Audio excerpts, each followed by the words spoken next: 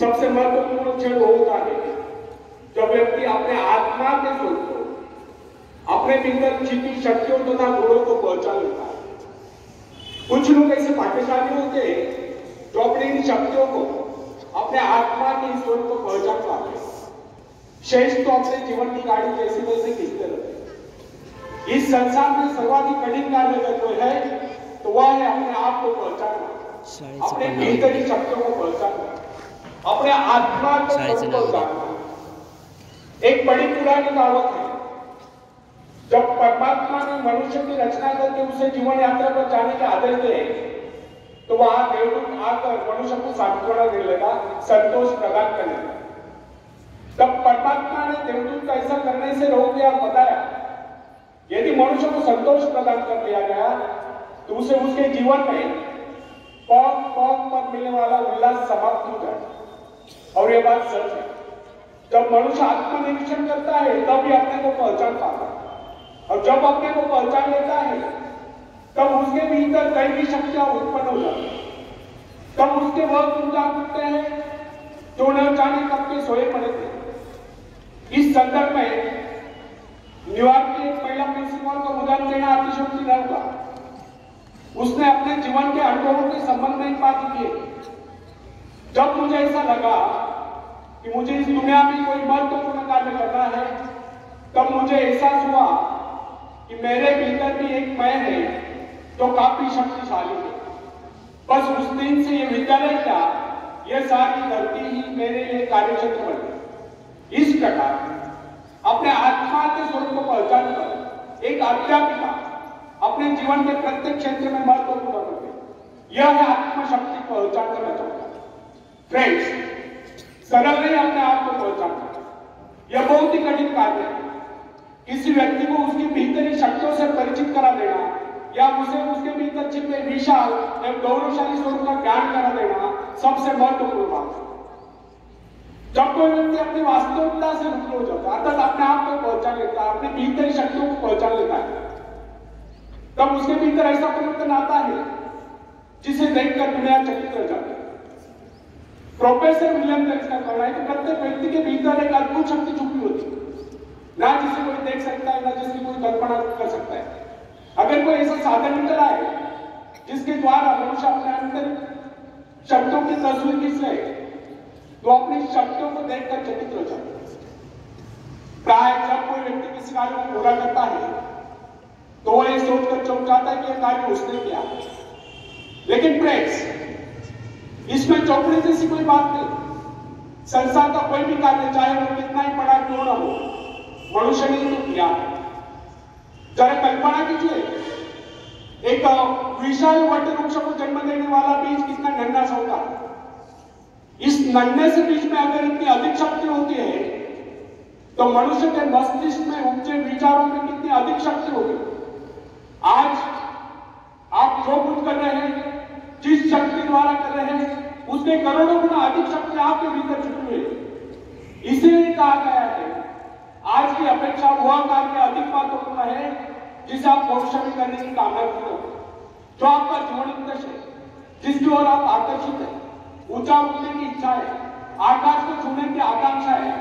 अपने आत्मा की शक्ति की पहचान, अपने आत्मा के स्वरूप की पहचान, दृढ़ इच्छा शक्ति, एकाग्रता, आत्मविश्वास, साहस, इन सब को विकसित कीजिए और सच जानिए, ऐसा करके आप उस परमात्मा की आज्ञाओं का पालन कर रहे हैं।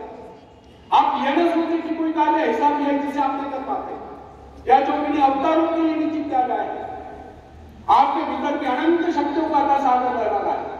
आपको तो केवल अपने कार्य का संबंध अपने अंतर शक्तियों के अजस्र स्रोत से जोड़ देना है कि कार्य चाहे कितना ही बड़ा क्यों न हो, वो कर ही नहीं। शायद आप यह सोचते होंगे कि बड़े बड़े कार्य केवल बड़े बड़े व्यक्ति कर सकते हैं, लेकिन वास्तविकता यह नहीं। हमारे तुम्हारे जैसे अनेक लोग शक्ति न होने के कारण बड़े कार्य नहीं कर पाते हैं। वास्तविकता तो यह है कि हम अपनी शक्तियों को न पहचानने के कारण नहीं हो पाते।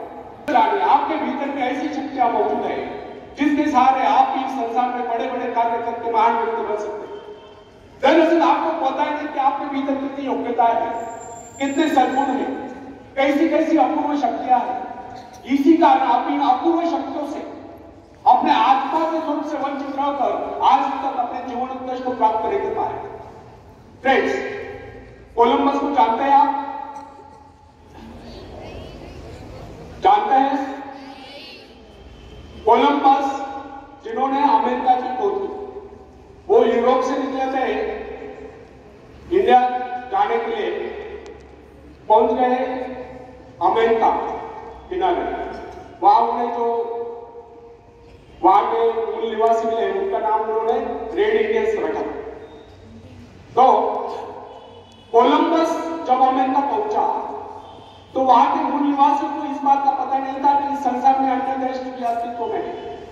इससे यह सिद्ध नहीं होता कि कोलंबस अमेरिका पहुंचने से पहले इस संसार में अन्य देश अस्तित्व में नहीं थे। वैसे ही कुछ हमारे भीतरी शक्तियों के बारे में होता है जो हमारे भीतर सुप्त अवस्था में होते हैं, परंतु हमें उनका पता ही नहीं होता। फ्रेंड्स, इमर्सन का कहना है कि संसार में कुछ एक व्यक्ति आत्म परिचय प्राप्त कर पाते हैं। अधिकतर लोग अपना कार्य पूरा करने से पहले कुछ कर जाते हैं, अर्थात परलोक सीधा करते हैं। अत्यधिक शक्तिशाली व्यक्ति को भी अपने भीतरी शक्तियों का पता नहीं होता। फ्रेंड्स, आपने कई बार देखा होगा जब अनेक लोग असफल हो जाते हैं तो प्राय इस प्रकार कहा करते हैं, यदि मुझमें लिंकन या रूजवेल्ट जैसी शक्ति होती तो मैं भी सफल हो सकता था। लेकिन ऐसा कहना और सोचना वास्तविकता से कोस दूर की बात है। सही बात तो यह है, अगर वो व्यक्ति अपने आप को पहचान लेता तो वो लिंकन या रूजवेल्ट से नहीं आगे बढ़ सकता। फ्रेंड्स, आपकी शक्तियां असीम है, लेकिन जब तक आप उनका पता नहीं, जब तक आप उनसे परिचय प्राप्त नहीं करते, जब तक आप उन्हें जगाते नहीं, जब तक आप उन्हें काम में नहीं लगाते, जब तक आप उनकी परीक्षा नहीं लेते, जब तक आप उनसे काम नहीं लेते, तब तक कैसे कर सकते कि आपके भीतर शक्तियां नहीं थी।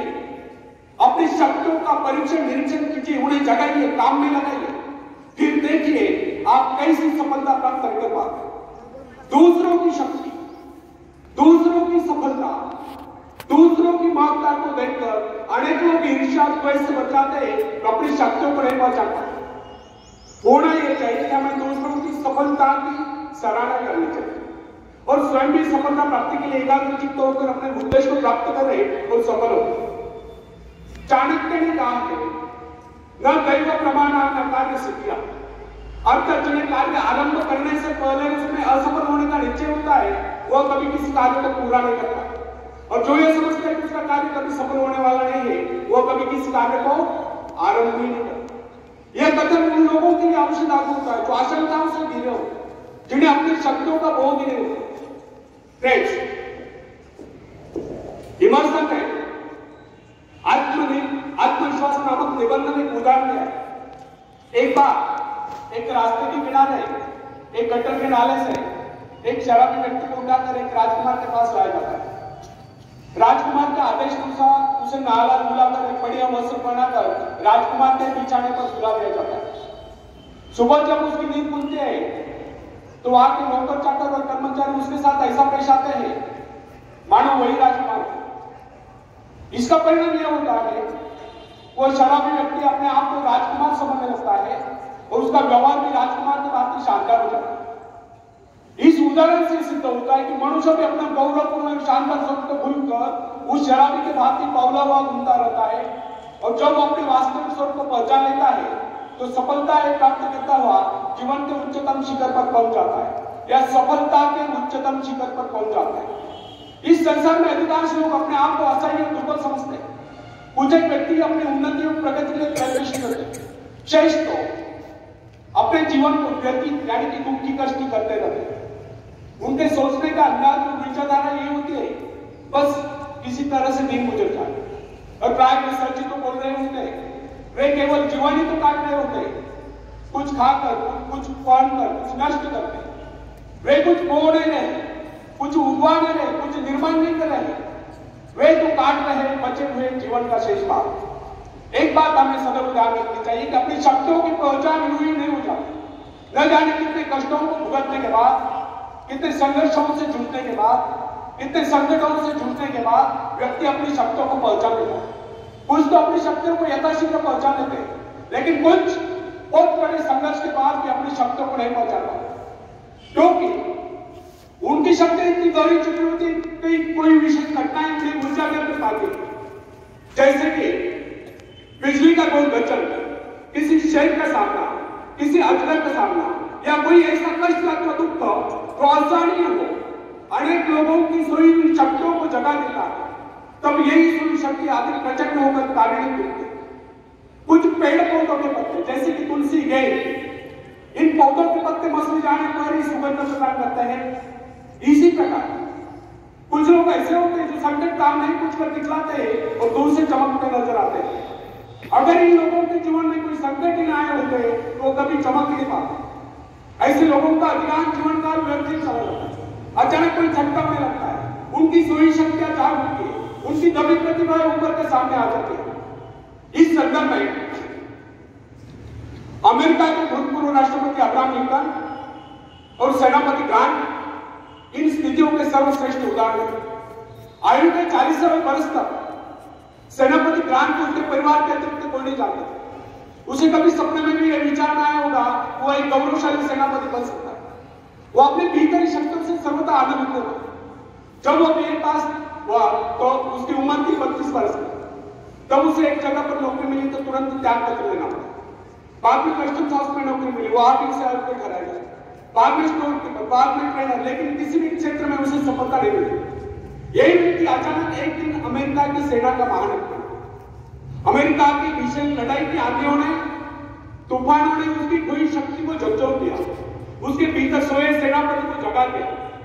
उसकी कार्यकुशलता, उसकी कार्यशक्ति और उसके नेतृत्व का प्रभाव देखकर सारा संसार दांतों तले उंगलियां दबाए रहा। यह भी इस बात का प्रमाण है कि अचानक घटी कोई घटना, कोई संकट, कोई प्रेरणा जीवन में ऐसा परिवर्तन ला देती है कि व्यक्ति कहां से कहां पहुंच जाता है। यह सब होता अंतर प्रेरणा से, आत्मदर्शन से, जो व्यक्ति को जीवन में उच्च से उच्चतम और महान से महानतम बना देता है। थैंक्स। याद रखें, अपने आप को पहुंचा लेना, उस परमात्मा को पहुंचा लेना। कोई भी व्यक्ति अपने पूर्वजों की दी हुई संपत्ति के बल पर सफलता प्राप्त नहीं कर सकता, लेकिन कोई भी व्यक्ति अपने अंतःकरण में असीम ऐश्वर्य को देखकर, अपनी शक्तियों को देखकर, खासकर अपनी सुप्त शक्तियों को देखकर चकित रहता है।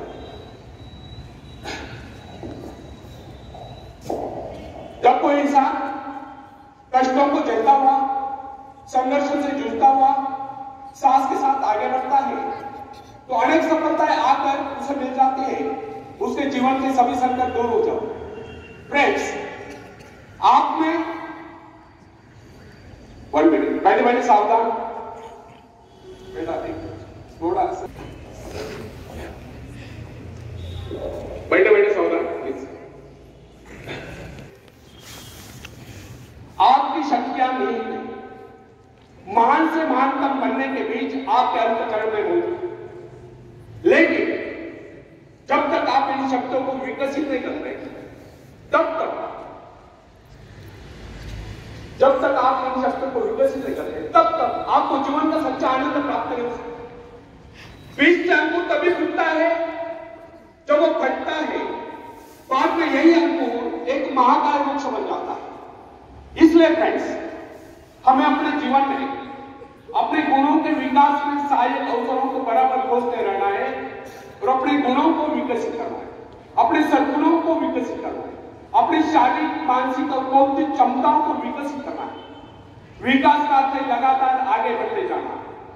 कैसा भी भय, कैसा भी लोभ, कैसी भी चिंता यदि आपके बढ़ते कदमों को नहीं रुक पाती है तो समझ लीजिए कि आपकी गलती भी नहीं रुक पाती। अतः व्यक्ति को चाहिए कि अपनी शक्तियों को जगाने का प्रयास करें, खास तौर पर अपनी सुप्त शक्ति को जगाने का प्रयास करें, अपने आप को पहचाने, अपनी शक्तियों को पहचाने। जो अपनी शक्तियों को पहचान लेता है वही सफलता के शिखर पर पहुंचता है, वही कुछ कर दिखलाता है और महान बनता है। आखिर में एक शेर मैं तुम्हें सुनाता हूं। तुम उड़ सकते हो मुक्त आकाश में, तुम मुक्त आकाश के पंछी, तुम व्यर्थ करे तुम भूल ही गए कि अपने पास पंख, तुम पैरों से चल रहे हो, तुम आकाश में उड़ सकते हो, थोड़ा फड़फड़ाओ ताकि तुम्हें एहसास हो जाए। ध्यान सिर्फ भरोसा पैदा करने के लिए है। तुमने कुछ खोया नहीं, तुम सिर्फ भूले हो कि अपने पास पंख है, अपने पास पंख है। धन्यवाद। विवेकानंद त्यांनी सांगायचे की हे विश्व ही एक व्यायामशाळा आहे आणि आपण सर्व इथे व्यायाम करण्यासाठी आलो. त्यांचं सांगण्याचा उद्देश हाच आहे की आपण सर्वांनी मन लावायचं.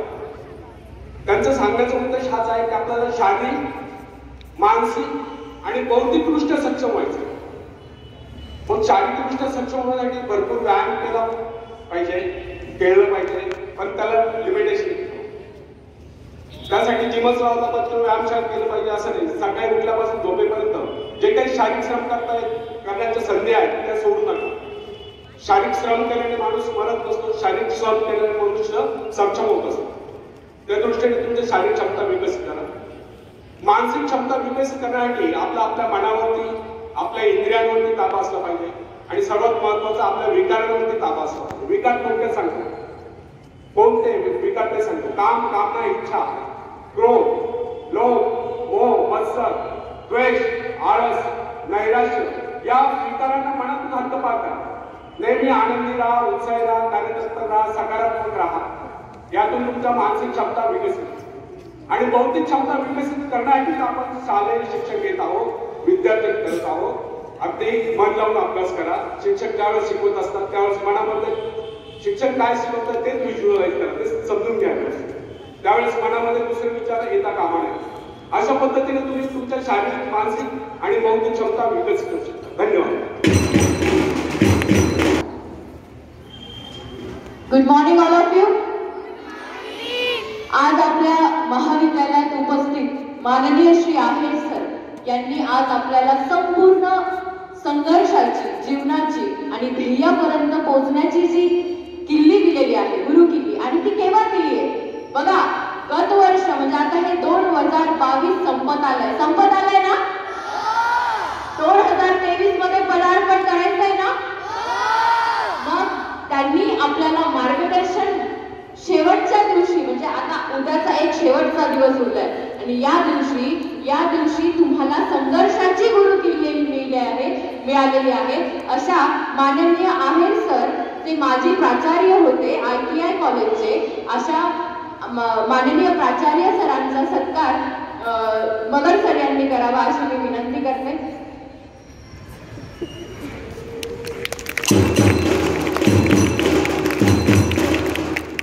बघा, doctor APJ Abdul Kalam sir म्हणतात की सवयी बदला, भविष्य बदलेल. जर तुम्ही सवयी बदलायला सुरुवात केली तर तुमचं भविष्य नक्कीच बदलणार आहे.